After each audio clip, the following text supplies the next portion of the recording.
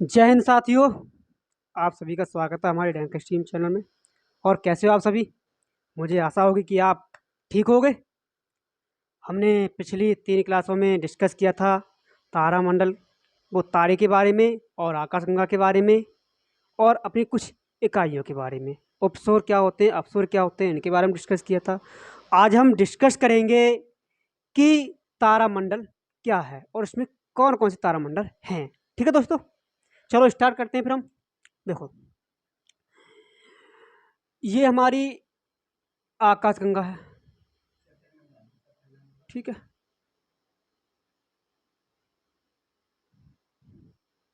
ये भी आकाशगंगा है। ब्रह्मांड में 100 करोड़ आकाशगंगा हैं, वो 100 अरब।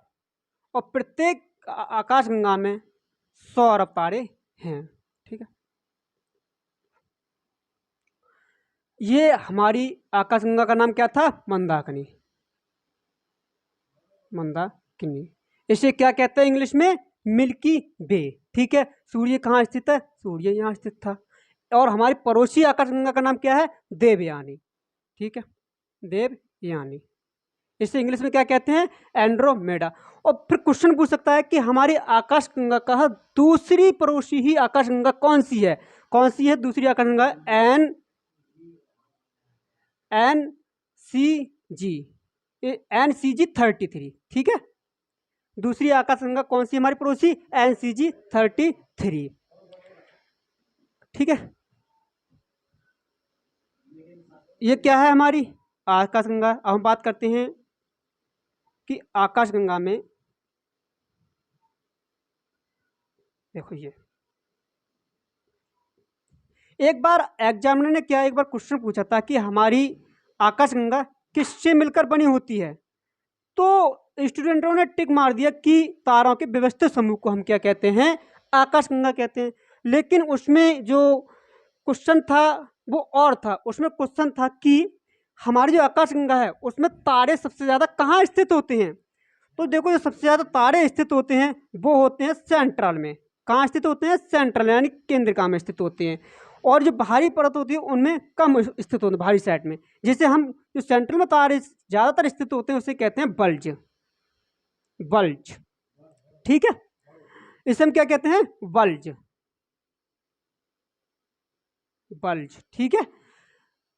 अच्छा, कौन बता सकता है कि ब्लैक ब्लैक होल जो है सबसे ज़्यादा कहाँ पाए जाते हैं? ब्लैक होल जो है सबसे ज़्यादा कहाँ पाए जाते हैं? देखो, ब्लैक होल जो है सबसे ज़्यादा वो भी सेंट्रल होल में, क्या है मतलब, जो इसकी मध्य भाग में है वो भी सबसे ज़्यादा बीच में पाए जाते हैं। मतलब जो हमारे ब्लैक होल हैं वो सबसे ज़्यादा कहाँ पाए जाते हैं? बीच में सबसे ज़्यादा पाए जाते हैं। ठीक है, अब हमने आपको पहले बताया था कि जो हमारे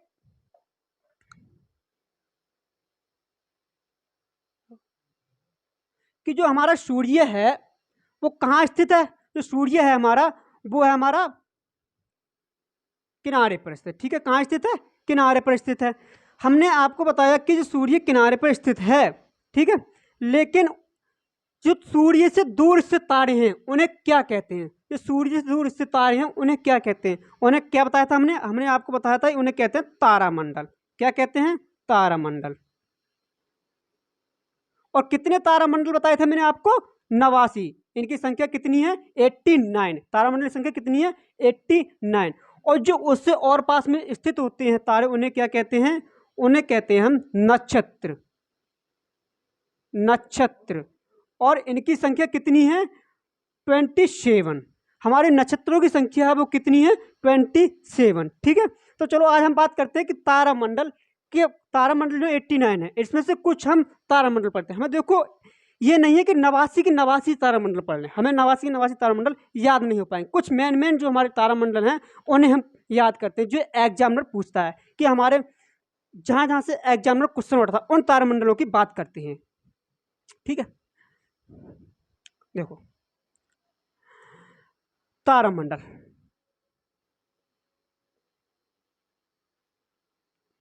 तारामंडल, तारामंडल किसे कहते हैं? तारों के व्यवस्थित समूह को।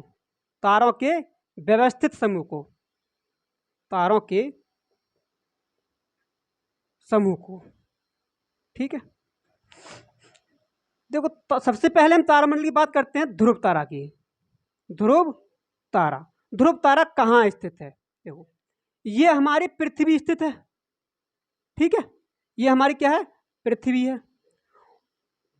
और ये पृथ्वी है, पृथ्वी के नॉर्थ डायरेक्शन में, ये कौन सा है? नॉर्थ डायरेक्शन है। और ये कौन सा? साउथ डायरेक्शन है। ये उत्तरी ध्रुव है और ये दक्षिणी ध्रुव है।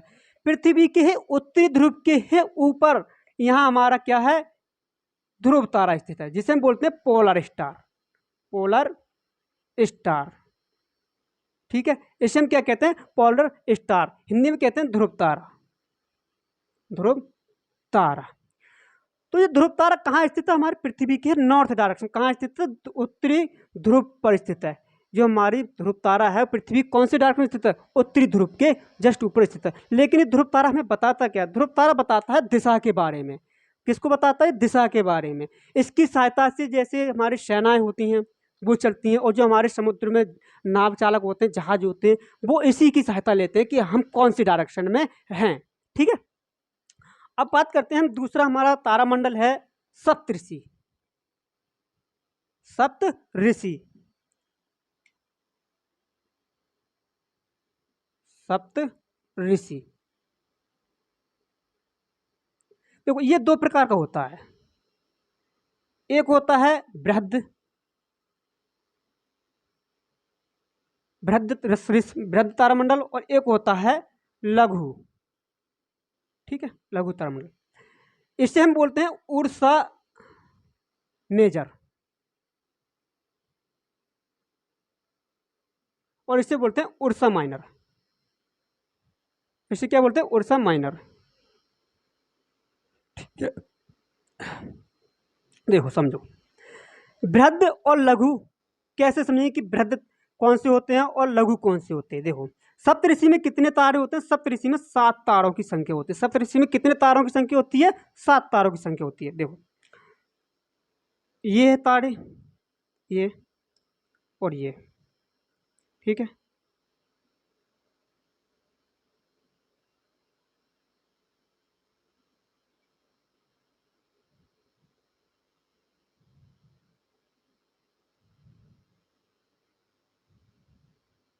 ये कितने तारे हो गए आपको? ये कितने तारे दिखाई दे रहे हैं? 7 तारे। कितने दिखाई दे रहे हैं? 7 तारे। ये 7 तारे दिखाई दे रहे हैं। अब हम दूसरा बनाते हैं।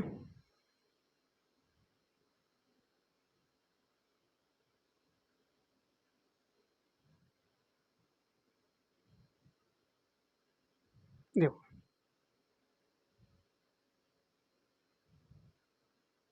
देखो आपको इसका साइज बड़ा दिख रहा होगा और इसका साइज छोटा दिख रहा होगा।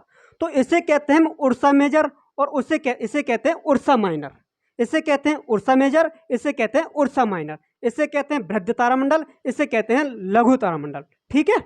अब आपको ये समझ में आ गया हो कि बृहद किसे कहते हैं और लघु किसे कहते हैं, ठीक है। अब एक क्वेश्चन आता है, एग्जामिनर ये नहीं पूछता है कि बृहद तारामंडल कौन से हैं और लघु तारामंडल कौन से हैं। एग्जामिनर पूछता है कि जो ध्रुव तारा है, पहले पूछता था कि ध्रुव तारा है पृथ्वी के कौन से डायरेक्शन में स्थित है, तो स्टूडेंट जो टिक मार देता वो कहता था पृथ्वी के नॉर्थ डायरेक्शन में स्थित है। लेकिन अब ये नहीं पूछता है, एग्जामिनर क्वेश्चन पूछता है कि जो हमारा ध्रुव तारा है वो कौन से तारामंडल के सामने स्थित है और कौन से तारामंडल के पीछे स्थित है। देखो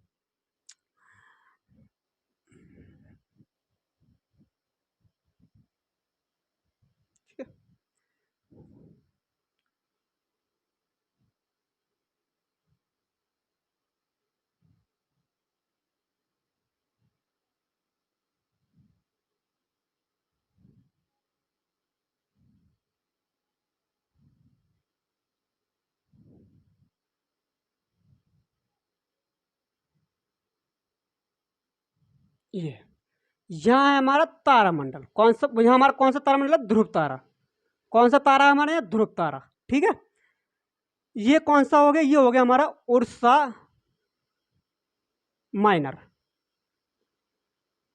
उर्सा माइनर, इसे कहते हैं लघु तारामंडल, ठीक है। लघु तारामंडल के जस्ट सामने ध्रुव तारा स्थित होता है। अब दूसरी सोचते हैं कि हमारा तारामंडल जो है बृहद तारा उसके कहाँ स्थित होता है, ठीक है, देखो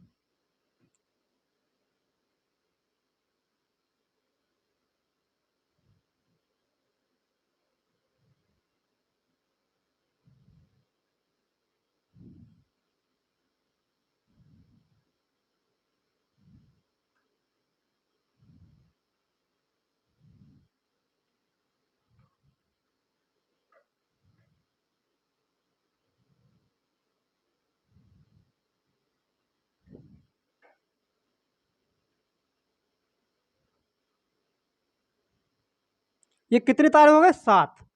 और यहाँ पर एक स्थित हमारा ये ध्रुव तारा।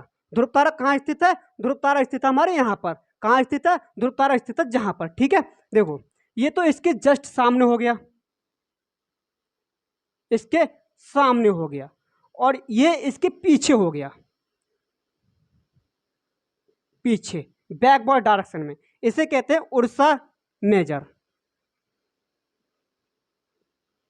देखो ये तो हो गया हमारा लघु तारामंडल, और ये हो गया हमारा बृहद तारामंडल। बृहद तारामंडल समझो पढ़िए करके।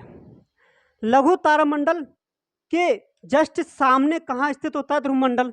और जो हमारा बृहद तारामंडल है उसके जस्ट पीछे कहाँ स्थित होता है? हमारा ध्रुव।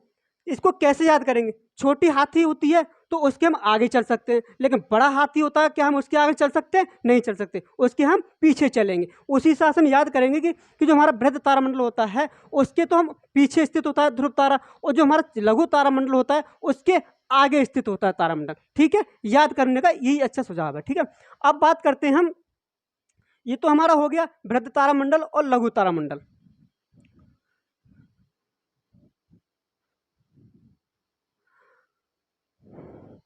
अब बात करते हैं, एक तारा होता है ओरियन तारा। एक तारा होता है ओरियन, जिसे कहते हैं हंटर, शिकारी। एग्जामिनर पूछता है कि शिकारी तारामंडल किसे कहते हैं? शिकारी तारामंडल किसे कहते हैं? तो उसे हम कहते हैं ओरियन। कौन सा शिकारी तारा होता है? देखो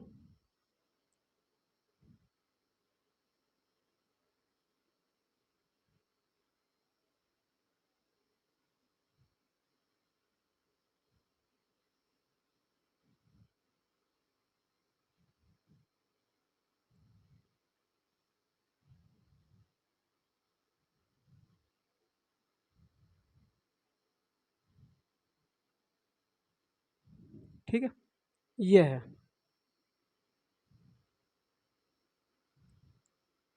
ये आपको किसके समान दिखाई दे रहा है? ये दिखा रहा है आदमी जैसे धनुष चलाता है, उसके समान आपको दिखाई दे रहा है। किसके समान दिखा रहा है? जैसे आदमी धनुष चलाता है। तो इसे का नाम दिया गया है हंटर तारामंडल। इसे कि हिंदी में कहते हैं शिकारी तारामंडल, यानी हंटर शिकारी, हंटर तारामंडल, हंटर तारामंडल। और इसी का दूसरा नाम है ओरियन, ओरियन स्टार। ठीक है, एग्जामिनर क्वेश्चन पूछता है इससे संबंधित कि हंटर जो शिकारी तारामंडल है वो किसका नाम है? तो ओरियन स्टार दे रखा होगा उसमें, और एक उर्सा मेजर भी दे रखा होगा, उर्सा माइनर। तो आप क्या लगा के आओगे? आप लगा के आओगे ओरियन स्टार। किसे कहते हैं? हंटर शिकारी तारामंडल, वो कहते हैं ओरियन स्टार को। ठीक है, आपको समझ में आ गया होगा कि ओरियन स्टार किसे कहते हैं। और इसमें जो तारों की संख्या होती है वो लमसम 16 से 17 तारेमंडल होते हैं। अब हमारे 3 तारामंडल हो गए। हम बात करते हैं चौथे तारामंडल की। तो चौथा तारामंडल है, उसमें पूछता है, एग्जाम पूछ सकता है कि सबसे ज्यादा जो तारामंडल है, सबसे ज्यादा कौन से तारामंडल में हमारे तारे स्थित होते हैं? क्वेश्चन पूछ सकता है एग्जामिनर कि सबसे ज्यादा कौन से तारामंडल में है तारे स्थित होते हैं। देखो पहला कौन सा तारामंडल था? ध्रुव तारा। एक था हमारा उर्सा माइनर, उर्सा मेजर। दूसरा था हमारा उर्सा माइनर। ठीक है, तीसरा था हमारा ओरियन। चौथा है हाइड्रा। हाइड्रा क्या है? देखो जो हमारे तारामंडल कितने हैं? 89 तारामंडल। लेकिन हमें सभी तारामंडल याद नहीं करना है। हमने आपको 3 तारामंडल इंपॉर्टेंट बता दिए गए हैं, और चौथा तारामंडल है, इससे कौन सा क्वेश्चन आता है? क्वेश्चन पूछता है एग्जामिनर कि ऐसा कौन सा तारामंडल है जिसमें सबसे ज़्यादा तारे स्थित हैं। तो जो सबसे ज़्यादा तारे स्थित है वो है हमारे हाइड्रा तारामंडल में। सबसे ज़्यादा तारामंडल कौन सी तारामंडल में स्थित है? वो हाइड्रा तारामंडल में। ठीक है, कौन से हमारे देखो कितने तारामंडल हो गए? 4 मैंने आपको समझा दिए हैं। अब हम समझते हैं, ये तो हो गया हमारे तारामंडल के बारे में। तारामंडल हमने अब तक क्या क्या पढ़ा था? तारामंडल हमने आपको पढ़ा था कि सूर्य से दूर स्थित तारे होते हैं, उन्हें हम कहते हैं तारामंडल, और सूर्य के पास स्थित हो तो उसे कहते हैं नक्षत्र। ठीक है, फिर हमने आपको बताया कि तारामंडल किसे कहते हैं? ताराओं के व्यवस्थित समूह को, जो तारे के समूह होते हैं उन्हें तारामंडल कहते हैं। इसमें एक तो था हमारा है तारा ध्रुव तारा। ध्रुव तारा कहाँ स्थित होता है? पृथ्वी के नॉर्थ डायरेक्शन में स्थित होता है। और ये किसको बताता है? ये बताता है डायरेक्शन को बताता है। कैसे बताता है? डायरेक्शन। ठीक है, अब फिर हम बात करते हैं दूसरी बात की, उर्सा मेजर और उर्सा माइनर क्या है, ये हमने आपको बता दिया। तीसरी हमने आपको ये भी बता दी कि ऑरियन स्टार किसे कहते हैं। ऑरियन स्टार किसे कहते हैं? हंटर तारामंडल को, यानी किसे कहते हैं? शिकारी तारामंडल को। फिर हमने आपको हाइड्रा बता दिया कि हाइड्रा क्या है। हाइड्रा क्या चीज़ है? तारामंडल है, और इसमें कितने तारामंडल हैं? सबसे ज़्यादा तारे स्थित है इस तारामंडल में। ठीक है, अब बात करते हैं हम नक्षत्र की। अब तक तो हमने तारामंडल पढ़ा, अब बात करते हैं नक्षत्र कि नक्षत्र क्या है। ठीक है, देखो नक्षत्रों की संख्या कितनी है? 27। और नक्षत्र कहाँ स्थित थे? ये हमारे क्या है? ये हमारी आकाशगंगा। ठीक है, और सूर्य कहाँ स्थित था? यहाँ। हमने आपको बताया कि सूर्य से दूर स्थित तारे होते हैं उन्हें कहते हैं तारामंडल, और जो सूर्य से इसके और थोड़े पास होते हैं उन्हें कहते हैं नक्षत्र। ठीक है, तो हम बात करते हैं नक्षत्र की। लेकिन जो नक्षत्र होते हैं ये सूर्य के कितने एंगल पर घूम रहे हैं? ये घूम रहे हैं 360 डिग्री पर। कितने पर घूम रहे हैं? 360 डिग्री ही एंगल पर चारों ओर घूम रहे हैं ये। ठीक है, देखो समझो, ये क्या है? 360 डिग्री। ठीक है, ये हमारा सूर्य स्थित है। क्या है? ये सूर्य स्थित है। जो नक्षत्र हैं वो 360 डिग्री पर घूम रहे हैं, इनके चारों ओर। कितने पर? 360 डिग्री। लेकिन जो हमारा सूर्य है वो एक चक्कर कितने पर लगाता है? सूर्य अपने ध्रुव पर जो है एक चक्कर कितने महीने में लगाता है? वो लगाता है 12 महीने में सूर्य का एक चक्कर होता है। जिस प्रकार हमारी पृथ्वी ही 24 घंटे में एक चक्कर लगाती है अपने ध्रुव पर, उसी प्रकार जो सूर्य है वो अपने ध्रुव पर कितने महीने में चक्कर लगाता है? 12 महीने में। तो इसे हम 12 महीने से डिवाइड कर देते हैं। 12 तिया 36। ये 30 डिग्री जो है वो एक महीने में घूम जाता है। सूर्य जो है एक महीने में 30 डिग्री घूमता है, तो 30 डिग्री घूमता है, इसे हम 12 महीने में डिवाइड करते हैं।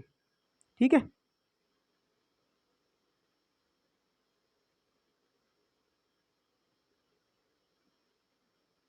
देखो 1 2 3 4 5 6 7 8 9 10 11, ये हो गए 12। देखो अब आपको थोड़ी थोड़ी समझ में आ रहा होगा कि नक्षत्र ये क्या दिख रहा है। ये जो हमारे हैं 12, ये 12 हमारे हाउस नहीं, ये हमारे 12 राशियां हैं। ये क्या? हमारी 12 राशियां हैं। हम आपको ज्योतिषी के बारे में बता रहे हैं। ठीक है, ये क्या? हमारी 12 राशियां हैं। अब 12 राशियां हैं, लेकिन हमारे नक्षत्र कितनी है? नक्षत्र हमारे 27 हैं। कितने नक्षत्र है? 27। राशियां कितनी है? 12। अब 12 राशियों में हमारे 27 नक्षत्र को विभाजित कीजिए, कितने कितने ही नक्षत्र एक राशि में आएंगे। देखो, एक नक्षत्र और 2 नक्षत्र, और ये हो गए 2.25, और 3 4 और 5। एक राशि में जो हमारा नक्षत्र होता है वो होता है 2.25 नक्षत्र। एक राशि में कितना नक्षत्र होता है? एक राशि में 2.25 नक्षत्र होता है। ठीक है, लेकिन जो हमारे ज्योतिषी होते हैं वो कैसे पता लगा लेते हैं कि कौन सा लड़का पैदा हुआ है, उस पर कौन सा नक्षत्र है। लेकिन हाँ, ये समझ लीजिए कि यदि एक राशि में 2 बच्चे पैदा होते हैं तो उनका नक्षत्र अलग अलग होता है। क्यों? क्योंकि एक राशि में 2.25 नक्षत्र होते हैं, तो उनका जो नक्षत्र होता है वो अलग अलग होगा। ठीक है, अब हम बात करते हैं कि जो हमारे नक्षत्र हैं कितने? 27 थे। कितने हैं? 27। ठीक है, अब हम यहाँ तक तो समझ में आ गया। अब हमने नक्षत्र के बारे में पढ़ लिया कि नक्षत्र क्या है। अब इसके नक्षत्र, अब नक्षत्र ये तो हमारे क्या थे, मंदाकिनी थी, ये क्या थी, मंदाकिनी। यहाँ था सूर्य, यहाँ क्या घूम रहे, नक्षत्र। अब इन नक्षत्रों में हमारे कुछ ग्रह घूम रहे हैं, कुछ क्या है, ग्रह घूम रहे हैं, जिनकी हम चर्चा अगली क्लास में करेंगे। ठीक है, इसकी हम चर्चा अगली क्लास में करेंगे। ठीक है साथियों, आपको यदि हमारी क्लास पसंद आई हो तो हमारे चैनल को और ज़्यादा सब्सक्राइब करें। ठीक है, जय हिंद साथियों।